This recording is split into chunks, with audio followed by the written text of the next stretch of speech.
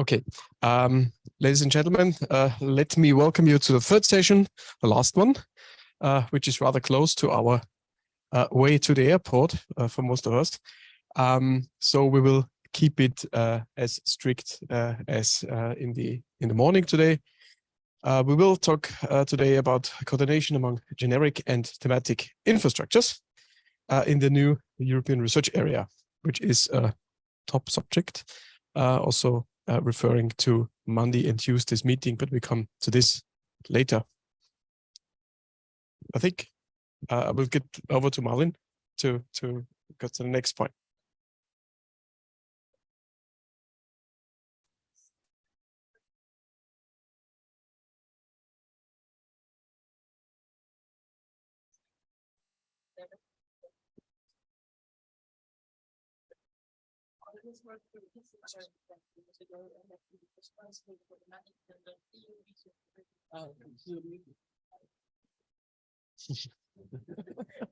Noch ein zweiter, oder? So. I'll take that again. Dr. Michel is the senior expert of the European Commission and leader on the European Open Science Cloud in the Open Science Unit of the Directorate General for Research and Innovation. He has worked for the EC for more than 20 years, and he has been responsible for the management of EU research framework programs, development of R&I policies in the fields of Earth observation, global observing and forecasting system, ICT for crisis management, and environmental techniques for water supply and sanitation. His current field of work relates to the implementation of the Open Science Agenda and fair data management in Europe. Welcome, Michel. Yes, hello. Good afternoon. Do you hear me? Hello, Michel. We can hear you. We will switch to your presentation at the moment. Wonderful. Thank you. It's an animated slide, so just we can start with the first message on slide 2, if you find it. But I can already start. It's no problem. Can you share your screen, or shall I drive the presentation? If you can do it on your side in Malmö, I would prefer. But okay, take your time, because it's only one slide, so I can already start giving a message. Good. Thank you, Michel. Go ahead. Okay, great. So good afternoon, everyone. I hope you had already very good sessions today and yesterday. Yes, we have this topic of coordination amongst generic and thematic infrastructures across the ERA, and this is, I must say, a long-standing issue. I think the e-IRG is working on this since many years. I'd like to start from the EU political context, because this issue has been recognized at the highest level by the Council during at least the last 5 years. So just to refresh your minds, we had in 2018 the important Council conclusions on the e-IRG, and already there it was agreed that the e-IRG model should be based on a pan-European federation of data infrastructures. And actually, all the member states were invited already at that time to prepare their communities, their e-infrastructures and research infrastructures to connect to the e-IRG. Then I think in 2020, we had the Council conclusions on the new ERA, the European Research Area. And beside the fact that the digital transformation and its impact were already very much acknowledged, the Commission and the member states were encouraged to already increase the level of national and European coordination, in particular on research infrastructures and e-infrastructures.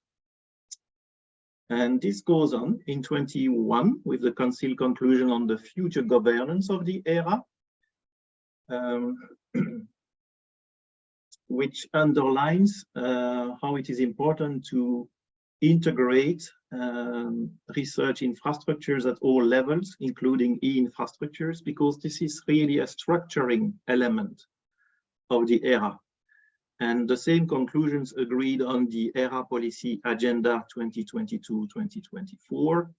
And this includes the ERA Action 8 on research infrastructures, which calls for, again, increased cooperation between RIs, between e-infrastructures, including through the e-IRG. And last but not least, we had in 2022 the Council conclusions on research infrastructures.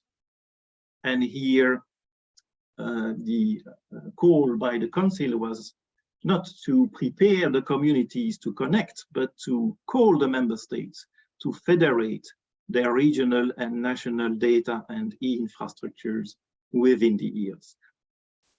So this is just to set the scene. Yes, this is a very important issue. It's not new, but clearly our ministers in the member states do agree that we have to do more on this issue in the future.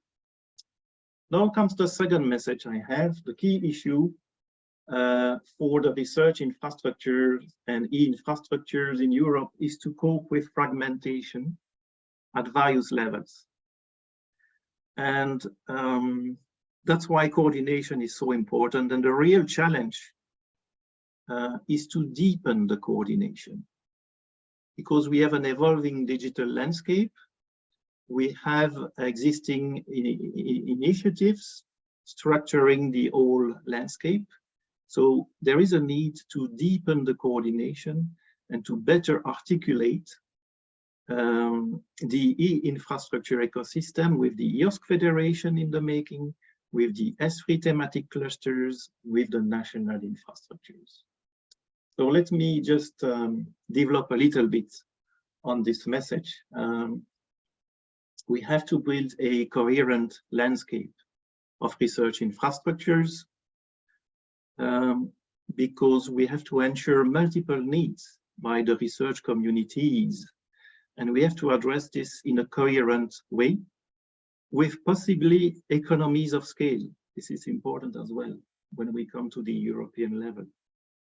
So one thing, of course, is to share some commonalities at the level of an individual research infrastructures or at the level of a cluster of research infrastructure. But probably we need to do more. We need to be more ambitious and develop a more holistic approach for this coordination. And this is where e-IRG somehow comes into play by encouraging the link between existing research infrastructures as active nodes within the e-IRG Federation. And this is a necessary step, I must say, to progressively deploy e-IRG as a European data space for science, research, and innovation, and to articulate e-IRG with the other relevant sectoral European data space of the EU data strategy. The third message on my list is that from an e-IRG perspective, there is a need for research infrastructures and e-infrastructures operators to shift discussions towards more integrated joint services across borders and disciplines. Let me explain a little bit what is meant here. As you know, the landscape is evolving very fast because of the digital transition. We have open science and e-IRG, we have the Europe HPC joint undertaking, we have new data spaces in the making, we have also an accompanying wide data legislation package. And all this could be seen as challenges, but also as opportunities. So we probably have to look beyond organizing meetings to facilitate conversation and deliver high-level recommendations. This is useful, but it's not enough. We should strive for active coordination along a shared vision between the e-infrastructures, but also between e-infrastructures and research infrastructures. I think we should aim at some ambition in the sense of working out better interdependencies. And by interdependencies, I mean increased alignment of operations of research infrastructures and e-infrastructures. Because this is the way we can impact the way science is done by the researchers. This is the way we can provide seamless access to services that can be composed and seamless access to fair data sets that can be integrated in the end to allow all researchers to do scientific workflows. And working on such interdependencies is even more timely than before, now that an EU node is going to be deployed for the e-IRG and that the federation is going to materialize hopefully in the coming 3 years. We are not starting from scratch. The Commission already invited all the various stakeholders to join into the e-IRG Future Consortium. This was a big investment in Horizon 2020, still ongoing. And the idea was to give a strong push towards a better alignment. And we clearly have to draw the lessons from this collaboration, being in terms of technical coordination, in terms of contributions to the e-IRG interoperability framework, collaboration on the onboarding process for service providers, and even the procurement of commercial services. Very important things have been addressed with success and failure, so we have to draw the lessons there.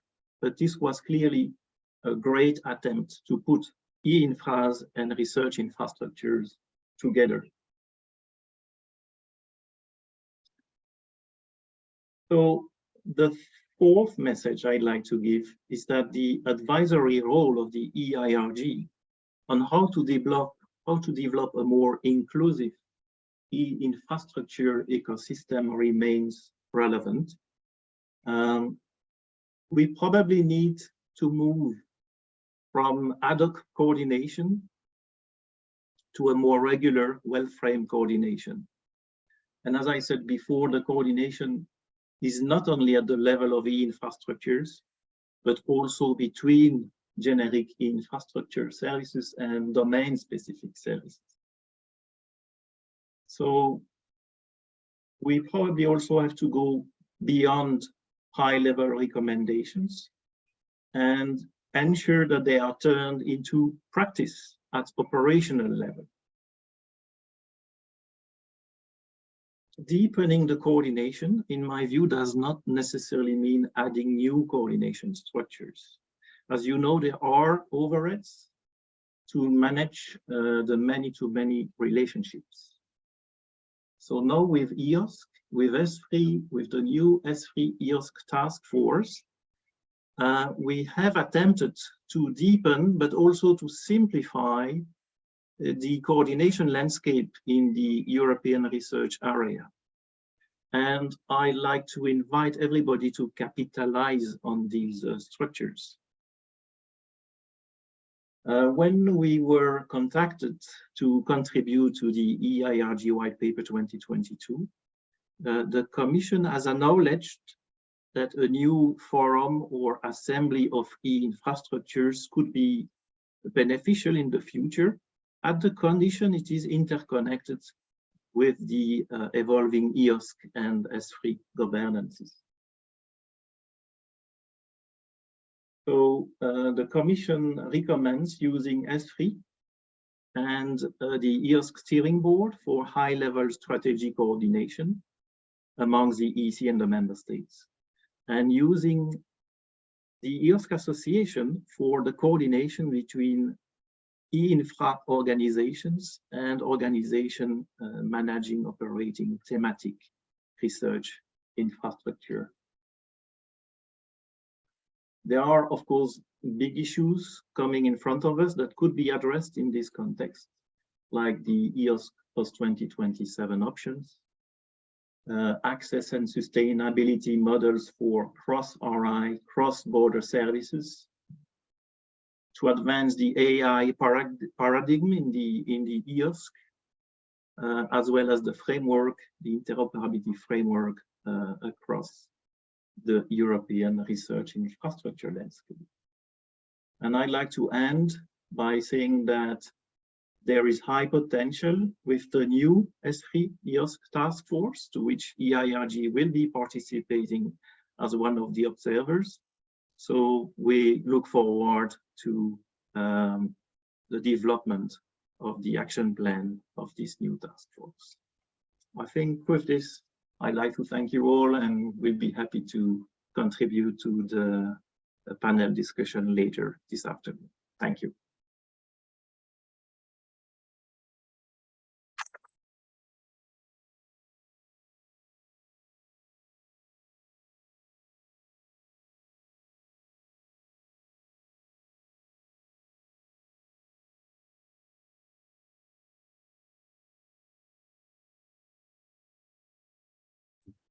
Thank you. And then we have a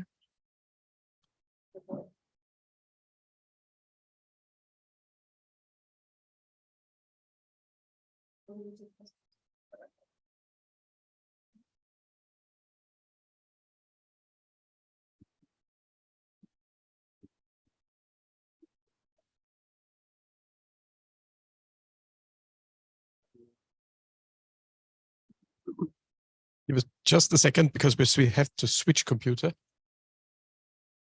Slight adaptation problems. Okay, I'm gonna escape.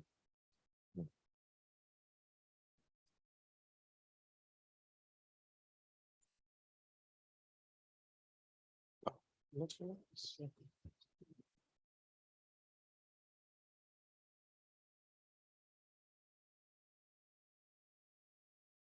Mm-hmm.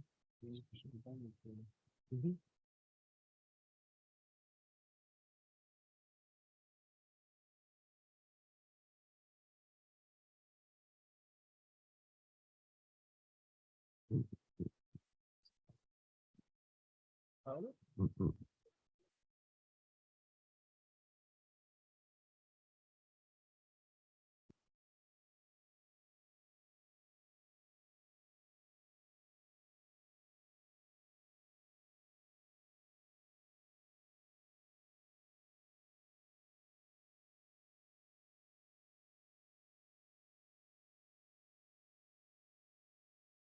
So thank you for the floor. Thank you. We'll give you some. So I will present some sentences and some ideas from the conference that has taken place just 2 days ago here in Lund.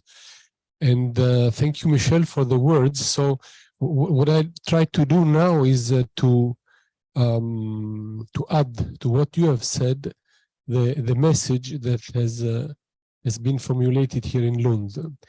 The high-level conference was focusing on the potential of research data and how research infrastructures provide new opportunities and benefits for society. And this is the point, the benefits for the society that arise from the new opportunities that have to be taken by realizing what Michel Schooper now has pronounced and expressed. I'd like to start with the end of the conference. The conference ended with a declaration. It means that the conference was structured in a way and paved the way to this declaration. Of course, the declaration was not prepared in the last minute of the conference, but it was prepared before. So that's the reason I'd like to start with the end, but the end of the conference, not the end of the path, because the end of the path has been shown by Michel. So what do they say? The Lund Declaration on maximizing the benefits of research data. There is a shift here from infrastructures. The focus is now on the data. Whatever we do, we should do it from the point of view of the data, and then focus is the research data. And research data, it means that research data can also be used for educational purposes. We should never forget this.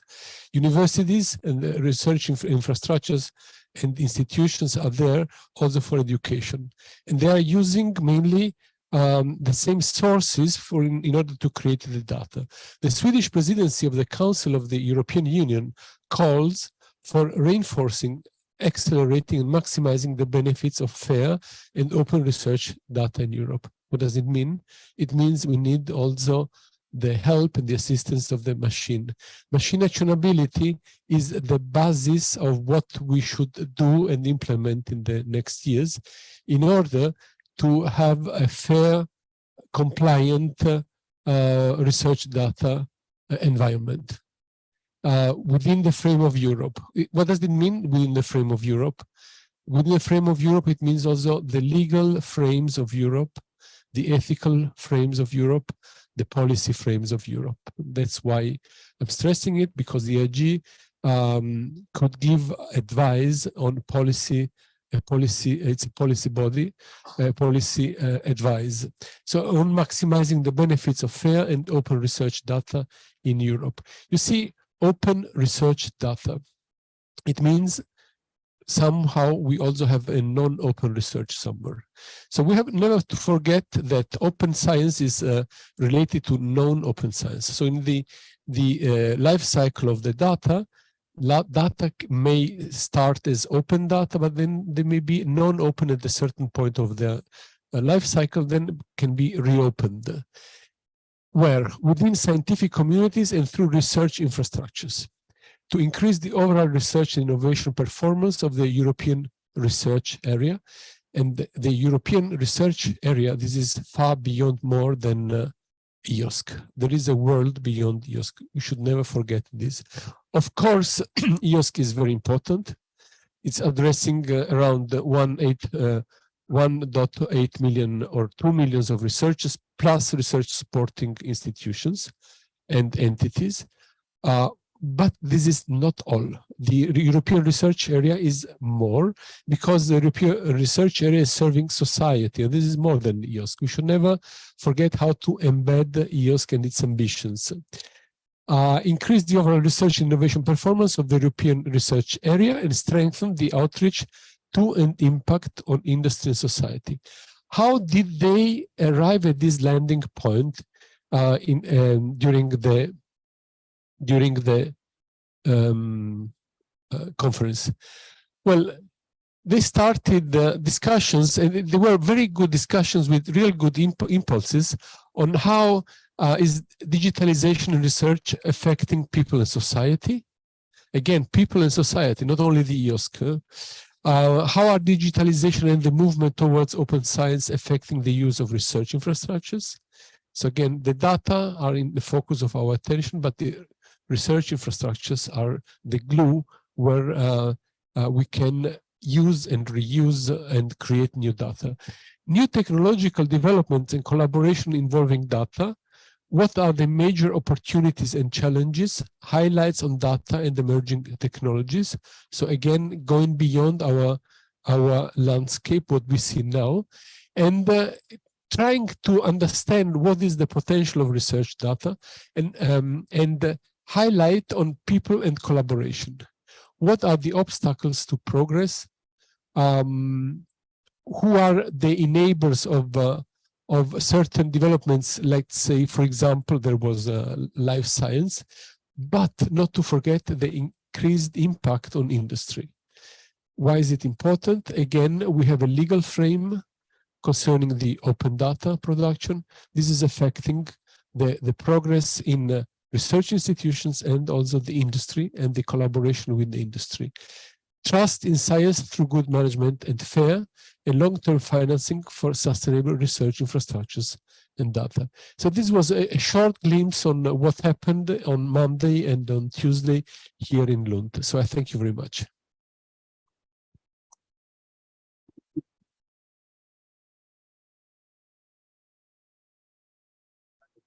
Yes. So from Twitter, I can also add a few points. So there was Anders Innerman from Sweden, and I think Linköping University, who was an e-IRG delegate many years ago. So he stressed that the workflow for data analysis and visualization has been similar for the last 30 years, but now artificial intelligence is a game changer for both science but also education. And he also talked about the ChatGPT 3 version in Swedish. Then Anna Panagopoulou said that research infrastructures have been a key success story in the European research area, and now with digitalization of research infrastructures and verification of data, these increase the potential of research data and research artifacts. And also Jana Kolar, the ESFRI chair, presented briefly the ESFRI EOSC task force and the ESFRI activities on EOSC. And I think, and there was also a parallel session on sustainability of research infrastructures. And there was some discussion about, business models and costs of research infrastructures, and that there needs to be some more work on, harmonizing the different methodologies and cost models, especially in distributed arrays where there are national components. When you come up with some, figures, and recently ESFRI has also done some work on RI funding, so funding for the research infrastructures. There was a group with some questionnaires to both the research infrastructures and also the ESFRI delegations. There needs some, harmonization on being able to come up with some good results. That's all. Thank you. So thank you for this additional information. It's clear that, and we saw it through this additional information, that I'd like to make it explicit now. What we have seen is that we should focus on a new actor, which is the machine. The artificial intelligence, and it was stated in your first remark through the presentation on artificial intelligence, the machines are the new challenging factor, the key opener, the door opener to the fair world, which is still not realized. We know that we have to realize it. And one of these instruments, and it was expressed during the conference, is the use of artificial intelligence. It was also really interesting to listen on how single actors in single countries want to adapt their own ChatGPT in their own countries. So Sweden, the Netherlands, they are going this way. But the resume is we have the data which are produced by mankind and data produced by the machines. And the machines are the key opener to this new fair world because we are too slow as persons. Thank you.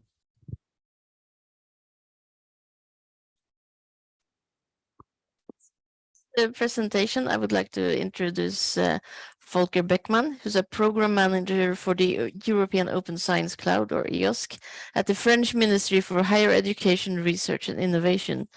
He's representing France on the EOSC steering board and in the e-IRG, and serves on the Horizon Infra Program Committee.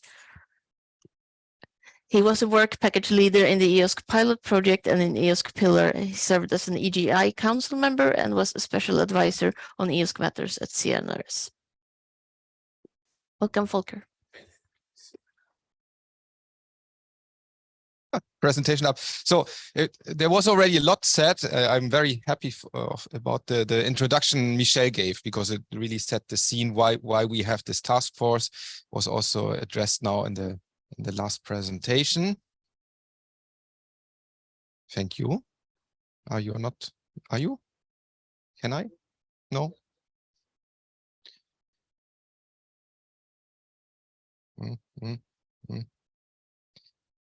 So why? I just want to outline why we have this task force, and perhaps then trigger for the coffee break or for your way to the airport the discussion what e-IRG should contribute there and what the message should be there from e-IRG. So thank you very much. So as you know, there are two ERA actions which are in place here, which are relevant here. So you have the open science and EOSC, that's action number 1, and you have action number 8 on the research infrastructures. And of course, as we have these actions, they are not necessarily all very well connected. So you have these 2 expert groups as of the council conclusions from 21. And then there was the council conclusion last year addressing this point. We have to make a connection, a better connection between the S3s and research infrastructures in general and the EOS. So the Council of the European Union considers that the coordination between S3 and the EOS steering board is needed. So what do we do then with that? So there was a decision to create this task force. It's a very small task force, as you will see. There are only 6 permanent members in there, plus some observers, and it has 2 main objectives. So ensure a structured interface between S3 Forum and EOS steering board. So this is also caused a bit of confusion because there was already this working group between the EOSC Association and S3. So that's a different thing, right? So here we talk about the steering board as member states and associated countries representatives. And the second objective is to facilitate common and/or complementary strategies. So really looking forward. So what are the next steps necessary to do? So then, I don't know who came up with this wish list. It's a very long scope list, and it has the advantage that you can, in principle, pick a bit on what you want to work. We are never going to address all this with the amount of people we have there and with the time we have.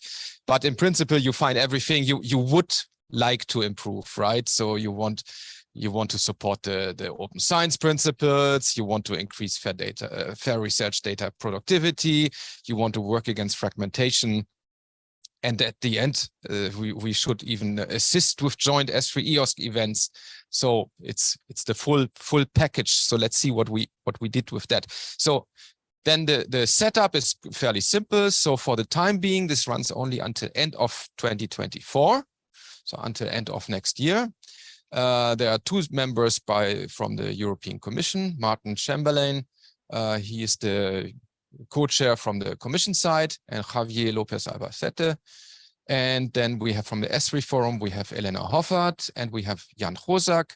And from the steering board, Giorgio Rossi and myself, and I'm now the co-chair from the member states from the S3 Forum and EOS steering board that changes every half a year. So I'm the first one, and then the others have to follow. And then we invite observers, and so 1 each from the e-IRG Forum, and that's the only name I think I have so far, even though from e-IRG, did you communicate with us already that you did? Okay, so for e-IRG, it's Stefan, then the ERO Forum and EOSC Association. And then there's this on a rotational 6-month basis, 1 representative of European research infrastructure networks registered to the S3 stakeholder forum. So we had the first meeting last week, and you see also photos there. He's there in his capacity as a stress-free supporter, collaborator. Yes, he told me. So we had this first meeting. So first, of course, you spent some time on formalities, and then we had the discussion. So what should we address from the scope list we have? So it's a bit difficult, and I think it's not written in stone. So if the observers then say, well, but this other aspect, this we should really address. This is an open discussion. That your observer doesn't mean that you have less to say than the members. This is just I think it's a bit of a formal thing. It's not really going to change the weight your voice has there. So we decided to focus on 2 points to reduce fragmentation. And the very important point there is, I think, as for the others, but we have to suggest specific actions. It's not only just to give a general recommendation, but to say, okay, what can we really do in a more or less short time frame? So like next work program or the one after, but then the one after is already FP10. So let's focus perhaps on something we can still do within this work program. Then the second point is to increase fair research data productivity in Europe. So these are the starting points. We hope to have the next meeting with the observers before the summer. I think beginning of July or something like this. Then comes the summer break, and then it's already autumn, and the time is really crucial here to arrive at some recommendations. What I would like to stress is, okay, we have this task force now. It's a great thing. I think that we have this is an important element, but it's just an element. It's not going to solve all the problems. What I see is, especially on the national level, we have to improve the communication between the research infrastructures we have and the e-IRG development we do at the same time. I see this in France, that very often the research infrastructures don't really know what do you want from us? What is expected? What is the benefit of joining the marketplace or something like this? So, and what is necessary in order to do that? So very often it's basic communication parts. And I think a problem in this context is that research infrastructures directly cannot be members of the e-IRG association. So they are a bit cut off of the information flow, because it goes then through for the hosting organization and then to the research infrastructure, but there's no direct communication. Of course, the association has then task forces in order to help with that. But I think we have a general problem a bit in this. And perhaps this is also something we could address in this task force here, saying, okay, under FP10, perhaps we can improve that. Perhaps we can have a better direct link between the research infrastructures and the e-IRG association, if this is then still there under FP10. So that's it. And we can have then the questions and discussions in the roundtable.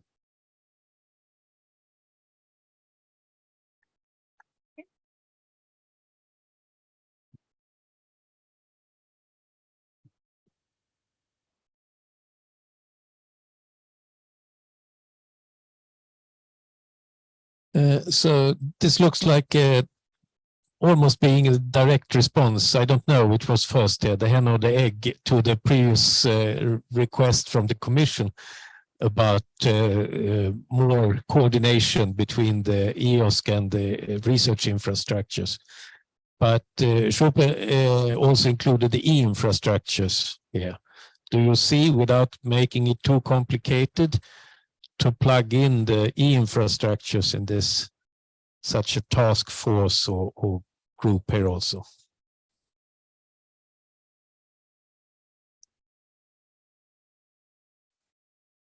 Good.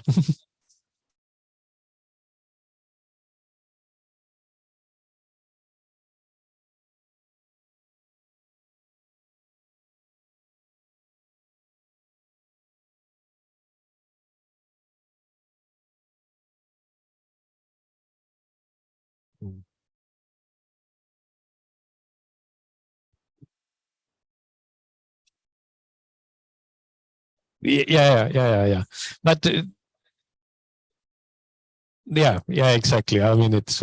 But what did you see? Because now this is really S3 e-IRG task force, but we have the e-infrastructures here also. Do you see that one could do something similar, or should it be one big task force to also plug in the e-infrastructures into this discussion?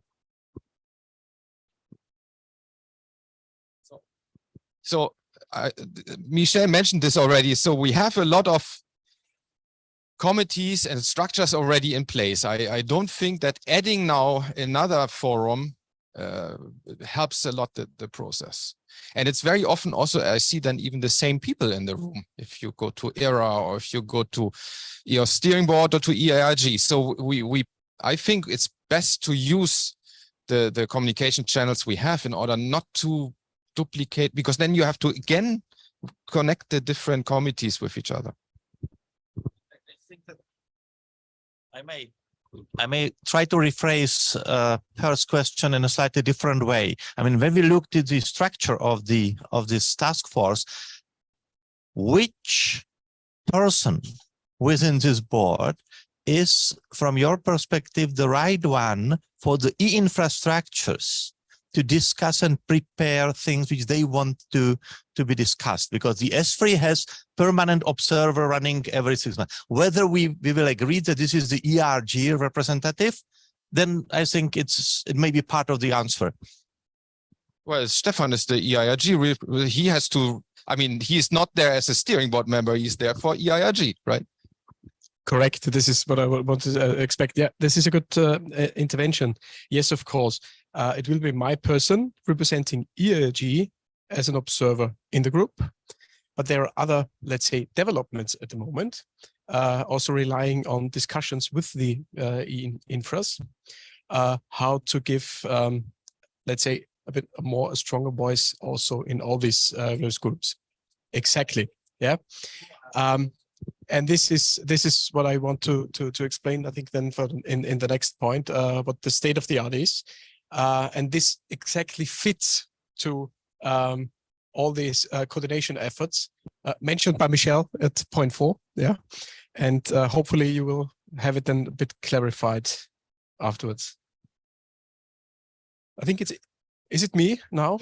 Yeah, it's just me. So I can carry on. Thanks for the mention. It was really going fluently to the next point. So a little report from this so-called e-infrastructures coordination group, which is dating back, of course, in many discussions we had in e-IRG, but there was an initiatives from the infras, and it came up especially under the Czech presidency, where we had talks about this group. So this was, I can say this also, these talks, resulted then in the coordination meeting with the infras and the e-IRG Association together virtually in May. And the main points were that stakeholders becoming increasingly important in all these discussions. We have seen this the last 5 days in our discussions. And important, it was, let's say, a consensus, is the fact to have a proper body to be able to represent various stakeholders here. Let me just give one little comment from my side. I always got the impression that the e-IRG is covering a lot of these bodies and institutions. Katrin mentioned in one of her presentations the Big Five. We have the Big Five on board, so it is e-IRG, it's Euro-HPC, it's all these big, let's say, European ships that are driving on the sea here, and we have the e-infrastructures. The whole infrastructure base is represented in this group, and therefore I think this is a very important thing to do.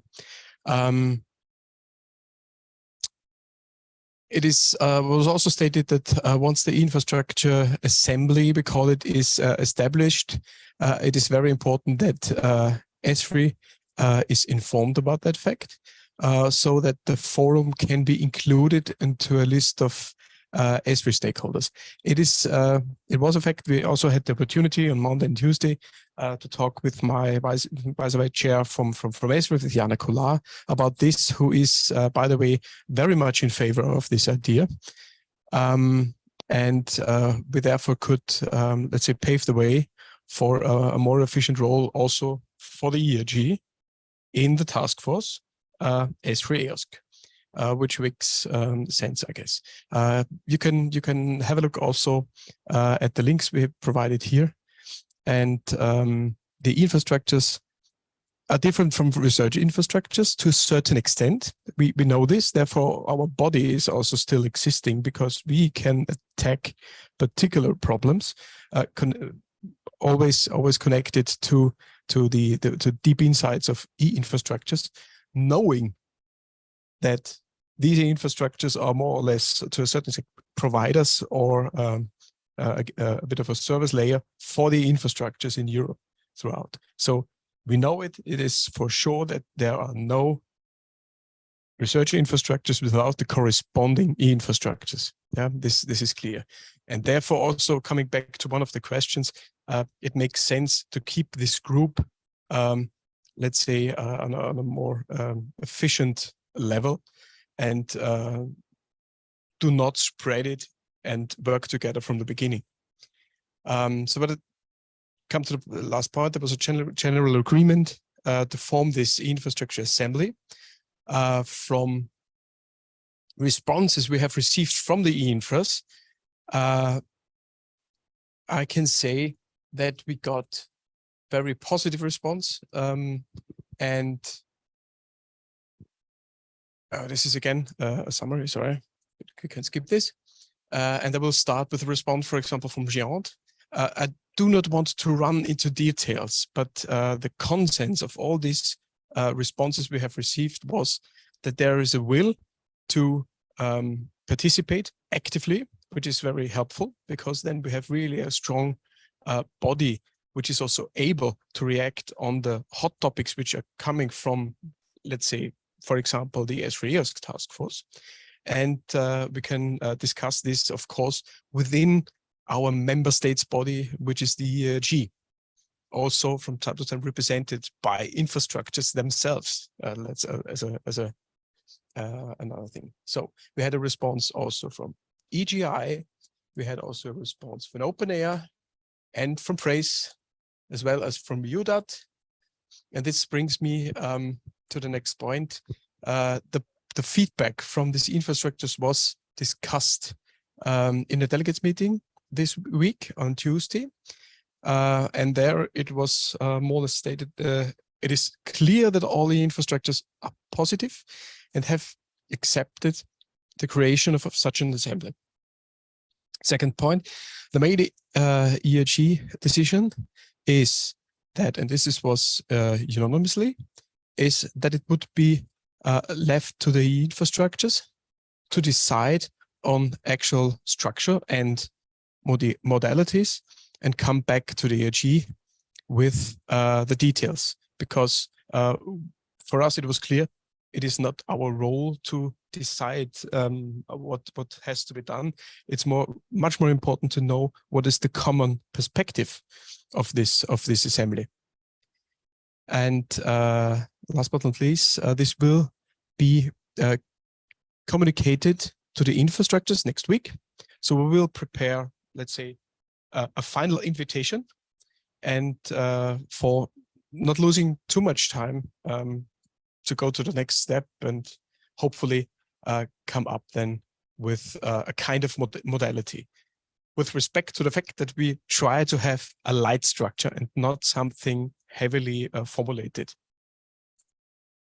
Okay, this was it from my side as a brief introduction into the news concerning this. Coming back to the main topic, this assembly or this group and our role as e-IRG together with the group in various bodies.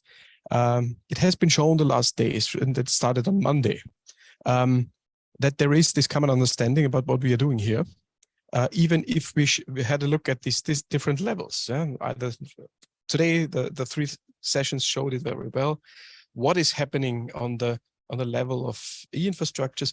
We have seen what is going on the policy level and the commitment to all these activities and to various actions, so to say. We also know, and this is for sure from the side of the stakeholders, that it is rather complicated and complex at the moment, because the situation is changing and evolving all the time. From day to day, it's getting more and more and even more complicated.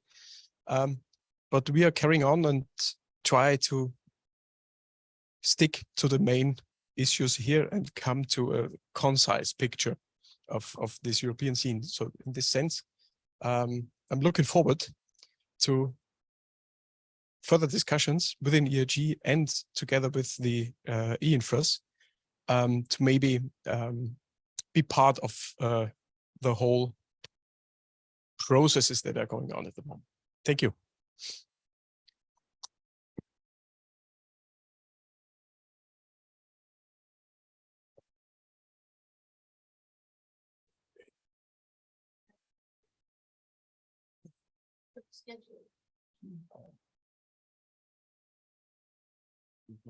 Ah ja, das muss man hier machen. Sorry. Oh yes. So a broad, deep darkness.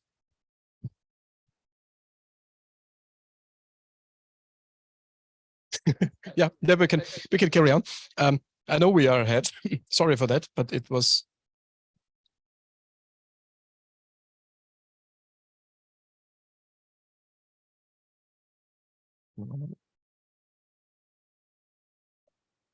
Yeah, we're trying to bring light again into the story. Oh, there's movement. Yes, we are ahead, but I think we can use the time for questions and discussions on that issue. So if you have some, please feel free.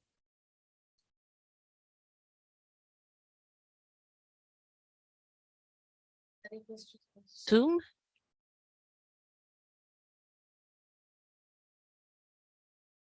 So there's more or less quietness. So maybe this is because we had a lot of fruitful discussions the last days. But there is one hand.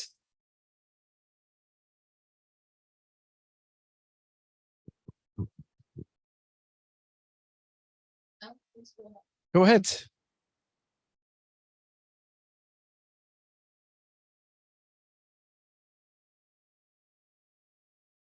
Can you hear me now? Yes, we can hear you clearly. Thank you. Yes, I have a very specific question to begin with concerning infrastructure and the request for bids to build the open science platform for e-IRG, the tender process. And I should say that I am an organizational sociologist, so my perspective is quite different from all of yours.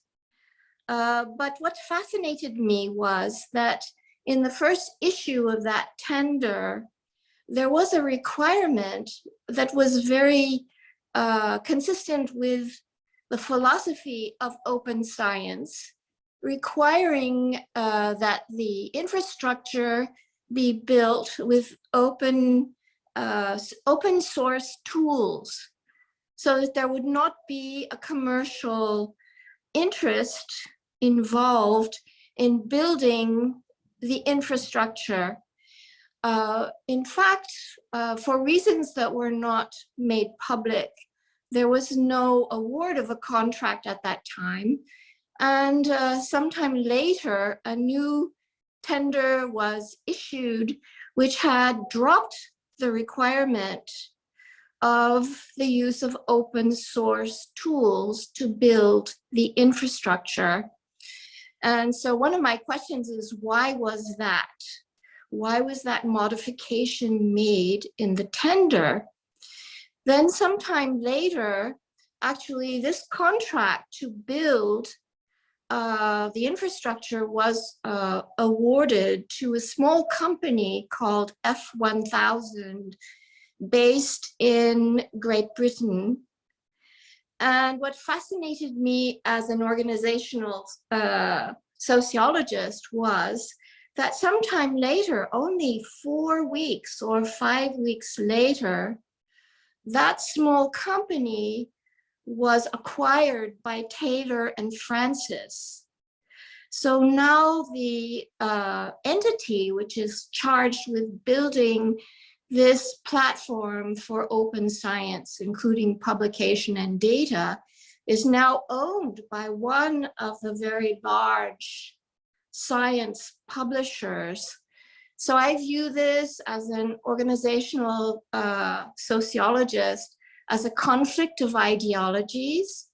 And I'm just curious about any observations that you might have about the process of the tender and how it played out and what the consequences might be of the fact that this entity is now owned by a major science publisher, commercial for-profit science publisher. Is this not inconsistent with the philosophy of OSC, of the Open Science Cloud? Thanks, Anne, for these comments, but I think there's some misunderstanding there, because the EOS core, this procurement hasn't been finalized. So this is under discussion right now, and it's the commission, and I don't know, Michel, if he wants to comment on that, but this tender hasn't been finalized. So I don't know about which services you're talking about, but it's not the procurement for the EU node, how we call it, or for the EOS core and marketplace. So I don't know, Michel. I think it was the really focused on open publication and data. But my information was that this contract was awarded in 2020, I believe. Yeah, so we assume it's a different tender, so might not be in the EOS ecosystem. Michel, do you know something about that? Do you hear me? Yes. Yes. Okay, I don't know the details on both of these tenders. I think the speaker is referring to the EOS core tender by DG Connect and the other tender for already Open Research Europe platform that we are building for open access publishing. I guess these are the two tenders mentioned here. I don't know the details for none of them. What I can say is that the Commission has a specific look at maintaining the public good nature of whatever we procure. How this is translated into specifications for the tender, I don't know. Again, this should be asked to some colleagues in the Commission in charge of those tenders. But clearly, at least in the context of the EOS core tender, we are collecting, I would say this is really a pilot procurement. We have never done this before in the EOS context. And we want to collect feedback on the procurement procedure itself. It's too early at this stage to draw all the lessons, but clearly till next year, this is the right time to hear about reactions, and we will consider all this in the future, in the case there are other procurements in the fields of open science. Thank you. Thanks, Michel, for the clarification. I see a hand of Michael. Michael? Okay, but your hand is raised. Ah, yeah, no. So then I can come to the next. There was a little intervention here from Jan.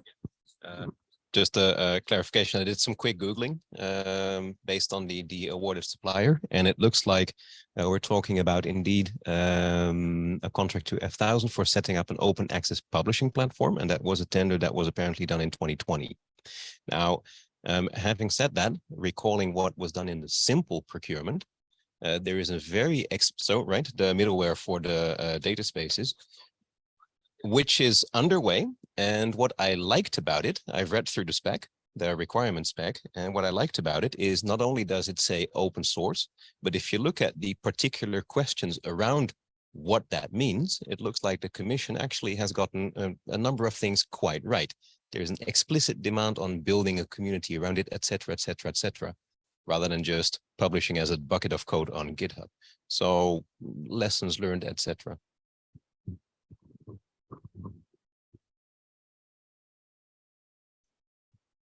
Well, are there some additional questions, interventions, actions? Yeah, I see your hand.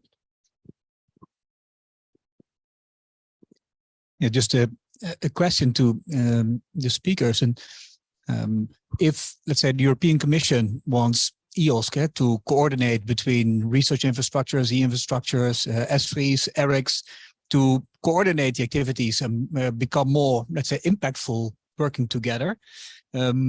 How does it look between, let's say, the connection between EuroHPC Connect versus RTD? Is there a way of steering in that? That's something sometimes that pops up. Is there any thought on that and on how that should be approached? Maybe I'll try to jump into this complex. But I can tell you my experiences within EuroHPC, within steering board of EOSC, maybe a bit also within the program committee of research infrastructure. So we know the policy level, we know the players, we know the representatives. So it's even this is a quite big group.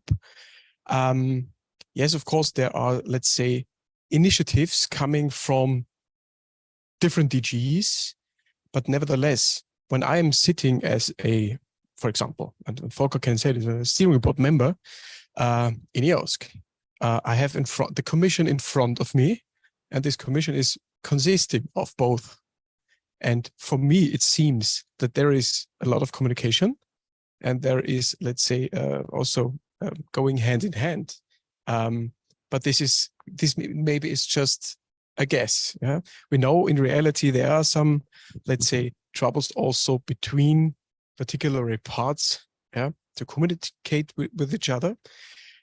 By the way, we have this also on a domestic level. Yeah, when I look at my ministerial coordination, it's not only in Austria; it's in many countries.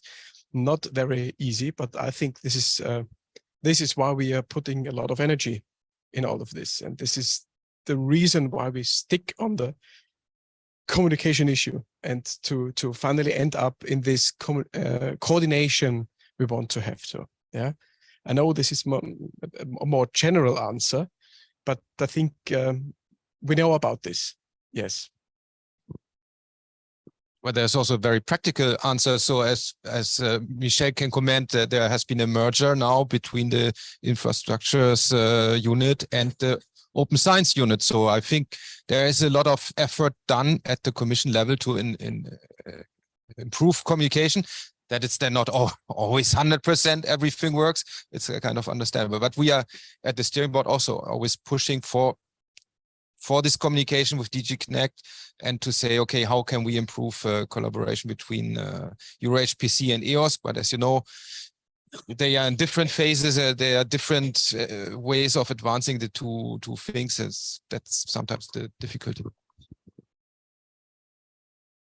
Katrin ladies was first. Yeah, I think I have a follow-up question to that. In the survey and afterwards in all of the communications that Jehan has made over the couple of last 6 months when we've been discussing the composition of this e-infrastructure assembly, one of the things that we have put forward consistently is the need to have EuroHPC also sitting at the same table. Now, it sort of has dropped off. I have not seen a lot of EuroHPC participation in this meeting at all. I mean, Philippe was of course there, but at the same time, I think from an e-infrastructure perspective as GEANT, we see ourselves really, I mean, we're underlying provider of infrastructure, of connectivity. For us, it is essential that all of the big ones are sitting at the table, not simply EOSC, but we also need EuroHPC for that dialogue to be really useful, because otherwise we still need to talk to EuroHPC, and the complexity doesn't go away if EuroHPC is not included. Just a comment, yes, I agree. But there is some movement going on. I can tell you maybe bilaterally in the last governance board meeting of the HPC, there was a lot of different, let's say, streams. Obviously, also the subjects, data connectivity and other things are getting boosted there. So I'm looking forward to, let's say, a better situation on that.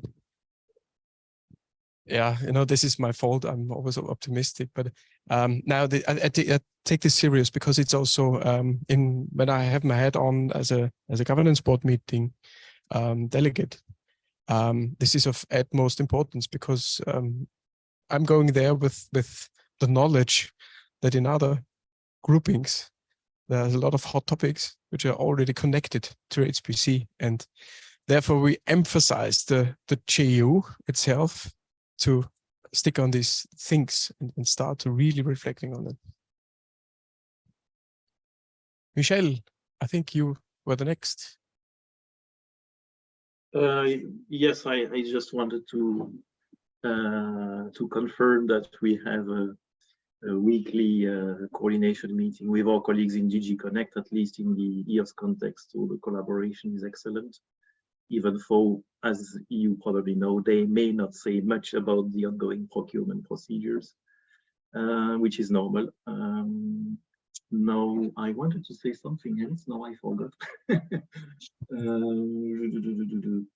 Yes. Volker mentioned the restructuring we had in the GRTD. So our unit now is entitled Open Science and Research Infrastructure. So this does not relate to EuroHPC, but the impact on ERA is that Action 1 of the ERA policy agenda and Action 8 of the ERA policy agenda are now also in the same unit. So when Volker mentioned that we need to have a good interface between these two actions, I think this is we are now with the restructuring in a much better position to achieve this. Thank you.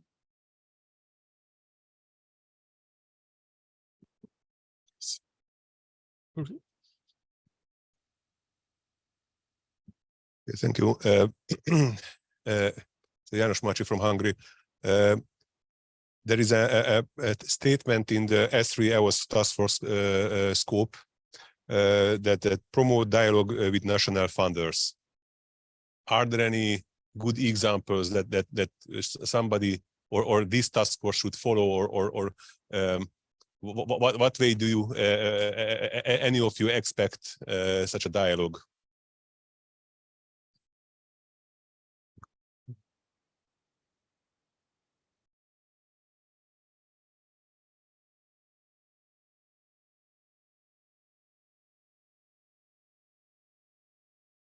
Yep, it was obviously a question to a task force, which is not represented in person here.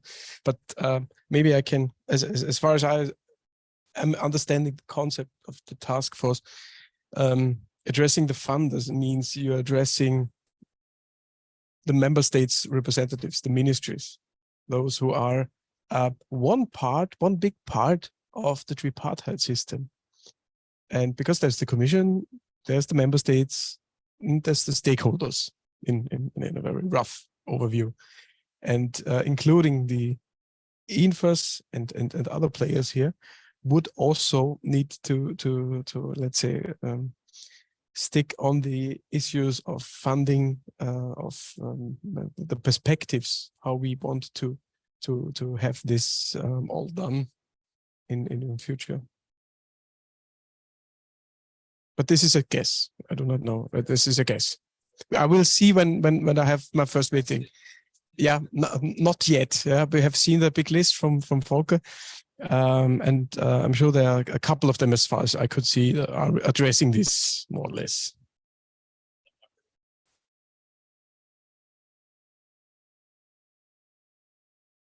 What do you mean? I did not get. You mean?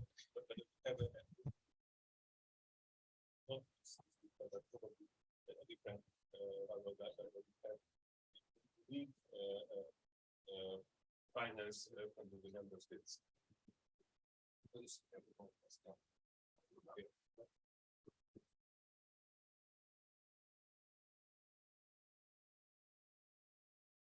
I think this is one of the main added values of our co-program partnership, that it's really a partnership, and that we try to adapt the regional programming on one side, and on the other side also the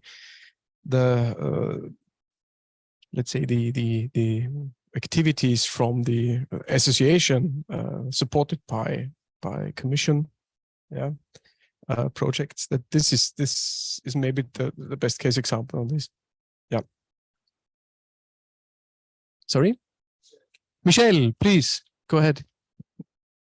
Thank you, Stefan.